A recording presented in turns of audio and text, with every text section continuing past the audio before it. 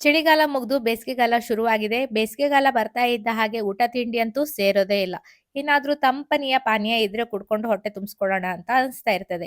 ಹಾಗಂತ ಹೊರಗಡೆ ಸಿಗುವ ಯಾವ್ದ್ಯಾವ್ದೋ ಪಾನೀಯವನ್ನ ತಂದು ಕುಡಿಯೋ ಬದಲು, ಇವತ್ತು ನಾನು ತೋರಿಸುವ ಈ ರೆಸಿಪಿಯನ್ನ ಮನೆಯಲ್ಲಿ ಟ್ರೈ ಮಾಡಿ ಹೊಟ್ಟೆನೂ ಫುಲ್ ಆಗ್ತದೆ, ಮನಸ್ಸು ತಂಪಾಗ್ತದೆ, ಹಾಗೆ ಆರೋಗ್ಯಕ್ಕೂ ತುಂಬಾನೇ ಒಳ್ಳೆಯದು.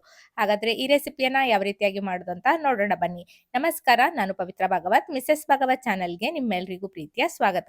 ಒಂದು ಪ್ಯಾನ್ ಅನ್ನ ಬಿಸಿಗೆ ಇಟ್ಕೊಂಡು ಅದರಲ್ಲಿ ಅರ್ಧ ಕಪ್ ಆಗುವಷ್ಟು ನೆಲಗಡಲೆ ಬೀಜವನ್ನ ಹಾಕೊಂಡು ಹುರ್ಕೊಳ್ತಾ ಇದ್ದೇನೆ. ಸಣ್ಣ ಉರಿಯಲ್ಲಿಯೇ ಇದನ್ನ ಹುರ್ಕೊಳ್ಬೇಕು. ಚೆನ್ನಾಗಿ ಗರಿ ಗರಿ ಆಗೋ ತನಕ ಹುರ್ಕೊಂಡಿದ್ದೇನೆ. ಎಲ್ಲವೂ ಕೂಡ ಗರಿ ಗರಿ ಆಗಿದೆ. ಹೊರಗಡೆ ಕಪ್ಪಾಗಿಲ್ಲ, ಸಣ್ಣ ಉರಿಯಲ್ಲಿ ಹುರಿದಿರೋದ್ರಿಂದ ಒಳಗಡೆ ತನಕ ಚೆನ್ನಾಗಿ ಹುರಿದಿದೆ. ಇಷ್ಟ ಆದ ತಕ್ಷಣ ಉರಿಯನ್ನು ಆಫ್ ಮಾಡಿ ಇದನ್ನ ತೆಗೆದು ಪಕ್ಕಕ್ಕೆ ಇಟ್ಕೊಳ್ತೇನೆ. ಈಗ ಅದೇ ಪ್ಯಾನ್ ಅನ್ನ ಮತ್ತೆ ಬಿಸಿಗೆ ಇಟ್ಕೊಂಡು ಅದರಲ್ಲಿ 1 ಕಪ್ ಆಗುವಷ್ಟು ಪೇಪರ್ ಅವಲಕ್ಕಿಯನ್ನ ಹಾಕೊಳ್ತಾ ಇದ್ದೇನೆ. ಪೇಪರ್ ಅವಲಕ್ಕಿಯನ್ನು ಅಷ್ಟೇ ಚೆನ್ನಾಗಿ ಗರಿ ಆಗೋ ತನಕ ಹುರ್ಕೊಳ್ಬೇಕು. ಪೇಪರ್ ಅವಲಕ್ಕಿಯ ಬದಲಾಗಿ ಮೀಡಿಯಂ ದಪ್ಪ ಇರ್ತದಲ್ಲ, ಆ ಅವಲಕ್ಕಿಯನ್ನು ಕೂಡ ನೀವು ಬಳಸಬಹುದು. ಅದನ್ನು ಅಷ್ಟೇ ಇದೇ ರೀತಿಯಾಗಿ ಗರಿ ಆಗೋ ತನಕ ಹುರ್ಕೊಳ್ಬೇಕು. ಎಲ್ಲ ಗರಿಯಾಗಿದೆ, ಇದನ್ನ ತೆಗೆದು ಪಕ್ಕಕ್ಕೆ ಇಟ್ಕೊಳ್ತೇನೆ. ಈ ಒಂದು ಪಾನೀಯವನ್ನ ನೀವು ಮನೆಯಲ್ಲಿ ಮಾಡ್ಕೊಂಡ್ರೆ ಮತ್ತೆ ಮತ್ತೆ ಮಾಡಿ ಕುಡಿಯೋಣ ಅಂತ ಅನಿಸ್ತದೆ. ಬೇರೆ ಹೊರಗಡೆಯ ಪಾನೀಯಗಳನ್ನ ತರೋದೇ ಇಲ್ಲ, ಅಷ್ಟು ಸೂಪರ್ ಆಗಿ ಇರ್ತದೆ.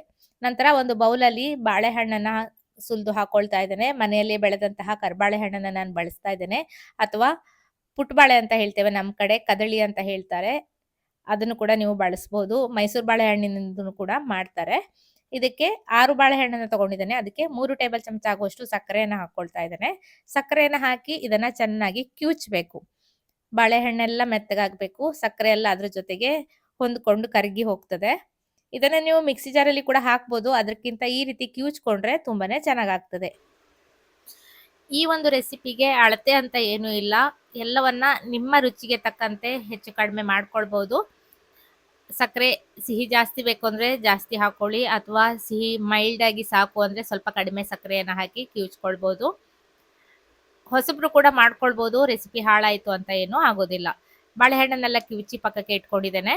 ನಂತರ ನೆಲಗಡಲೆಯ ಸಿಪ್ಪೆಯನ್ನೆಲ್ಲ ತೆಗೆದು ಹಾಕೊಂಡಿದ್ದೇನೆ. ಎಲ್ಲ ಕ್ಲೀನ್ ಮಾಡಿ ಎತ್ತಿಟ್ಕೊಂಡಿದ್ದೇನೆ. ಹಾಗೆ ಹುರಿದಿಟ್ಟಿರುವಂತಹ ಅವಲಕ್ಕಿ ಇದೆ. ಸ್ವಲ್ಪ ಬಾದಾಮಿಯನ್ನ ಚಿಕ್ಕದಾಗಿ ಕಟ್ ಮಾಡಿ ಇಟ್ಕೊಂಡಿದ್ದೇನೆ. ಸ್ವಲ್ಪ ಗೋಡಂಬಿಯ ಪೀಸನ್ನ ಇಟ್ಕೊಂಡಿದ್ದೇನೆ. ಖರ್ಜೂರವನ್ನ ಕಟ್ ಮಾಡಿ ಇಟ್ಕೊಂಡಿದ್ದೇನೆ.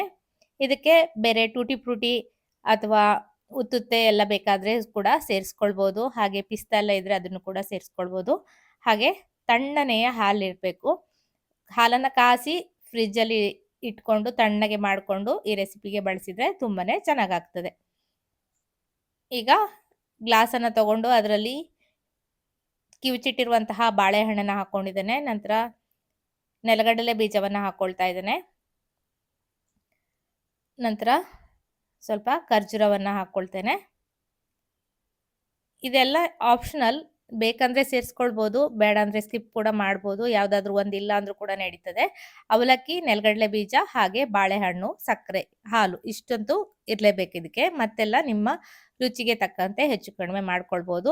ಇದೆಲ್ಲವನ್ನ ಹಾಕೊಂಡ್ರೆ ಆರೋಗ್ಯಕ್ಕೂ ಒಳ್ಳೇದಲ್ವಾ, ಹಾಗಾಗಿ ಸ್ವಲ್ಪ ಸ್ವಲ್ಪ ಅದನ್ನೆಲ್ಲ ಸೇರಿಸಿ ನಾನು ಮಾಡ್ತಾ ಇದ್ದೇನೆ. ಕಟ್ ಮಾಡಿರುವಂತಹ ಬಾದಾಮಿ, ಗೋಡಂಬಿ ಎಲ್ಲ ಹಾಕೊಂಡು ಸ್ವಲ್ಪ ಫ್ಲೇವರಿಗೆ ನಾನು ವೆನಿಲಾ ಎಸೆನ್ಸ್ ಅನ್ನ ಹಾಕೊಂಡಿದ್ದೇನೆ. ಅಥವಾ ಏಲಕ್ಕಿ ಪುಡಿಯನ್ನ ಜಜ್ಜಿ ಕೂಡ ಹಾಕೊಳ್ಬಹುದು. ಅಥವಾ ಯಾವ್ದಾದ್ರು ಬೂಸ್ಟ್, ಹಾರ್ಲಿಕ್ಸ್, ಬೋರ್ನಿಟಾ ಯಾವ್ದಾದ್ರು ಪೌಡರ್ನು ಕೂಡ ಫ್ಲೇವರಿಗೆ ಸೇರಿಸ್ಕೊಳ್ಬಹುದು. ನಂತರ ಹುರಿದಿಟ್ಟಿರುವಂತಹ ಅವಲಕ್ಕಿಯನ್ನ ಹಾಕೊಂಡಿದ್ದೇನೆ, 2 ಟೇಬಲ್ ಚಮಚ ಆಗುವಷ್ಟು. ನಂತರ ಮತ್ತೆ ಸ್ವಲ್ಪ ಕಿವಿಚಿಟ್ಟಿರುವಂತಹ ಬಾಳೆಹಣ್ಣನ್ನ ಹಾಕೊಂಡು ನೆನೆಸಿಟ್ಟಿರುವಂತಹ ತಂಪಿನ ಬೀಜ ಅಂತ ಹೇಳ್ತೇವೆ ನಮ್ಮ ಕಡೆ, ಅದನ್ನ ಹಾಕೊಳ್ತಾ ಇದ್ದೇನೆ. ಬೇಸಿಗೆಗಾಲದಲ್ಲಿ ತಂಪಿನ ಬೀಜದ ಬಳಕೆ ತುಂಬಾನೇ ಒಳ್ಳೆಯದು. ದೇಹಕ್ಕೆ ತಂಪನ್ನ ನೀಡ್ತದೆ ಇದು. ಮೇಲ್ಗಡೆಯಿಂದ ಮತ್ತೆ ಸ್ವಲ್ಪ ನೆಲಗಡಲೆಯನ್ನ ಹಾಕೊಂಡು ತಣ್ಣನೆಯ ಹಾಲನ್ನ ಹಾಕಿ ಮಿಕ್ಸ್ ಮಾಡ್ಕೊಳ್ಬೇಕು. ತುಂಬಾನೇ ಸೂಪರ್ ಆಗಿ ಆಗ್ತದೆ. ಅವಿಲ್ ಮಿಲ್ಕ್ ಅಂತ ಹೇಳ್ತಾರೆ, ಫಾಲೂಡಾ ಅಂತ ಕೂಡ ಹೇಳ್ತಾರೆ. ಮಾಡುವ ವಿಧಾನ ಸ್ವಲ್ಪ ಸ್ವಲ್ಪ ವ್ಯತ್ಯಾಸ ಇರಬಹುದು, ಕುಡಿಲಿಕ್ಕೆ ಮಾತ್ರ ಸೂಪರ್ ಆಗಿ ಆಗ್ತದೆ. ಖಂಡಿತ ಈ ಬೇಸಿಗೆಗೆ ಈ ಒಂದು ರೆಸಿಪಿಯನ್ನ ಮಾಡೋದನ್ನ ಮರಿಬೇಡಿ. ಇಷ್ಟ ಆದ್ರೆ ವಿಡಿಯೋಗೆ ಲೈಕ್ ಮಾಡಿ, ಶೇರ್ ಮಾಡಿ, ಅನಿಸಿಕೆಯನ್ನ ಕಮೆಂಟ್ ಅಲ್ಲಿ ತಿಳಿಸಿ. ಹಾಗೆ ಚಾನಲ್ ಅನ್ನ ಸಬ್ಸ್ಕ್ರೈಬ್ ಮಾಡ್ಕೊಂಡು ಸಪೋರ್ಟ್ ಮಾಡೋದನ್ನು ಕೂಡ ಮರಿಬೇಡಿ. ಹಲವಾರು ರೆಸಿಪಿಗಳನ್ನ ನಾನು ಈಗಾಗಲೇ ಪೋಸ್ಟ್ ಮಾಡಿದ್ದೇನೆ. ಇನ್ನೂ ಹಲವಾರು ರೆಸಿಪಿಗಳನ್ನ ತೋರಿಸ್ತೇನೆ. ಮತ್ತೊಂದು ವಿಡಿಯೋದಲ್ಲಿ ಸಿಗ್ತೇನೆ. ಅಲ್ಲಿಯವರೆಗೂ ನಮಸ್ಕಾರ.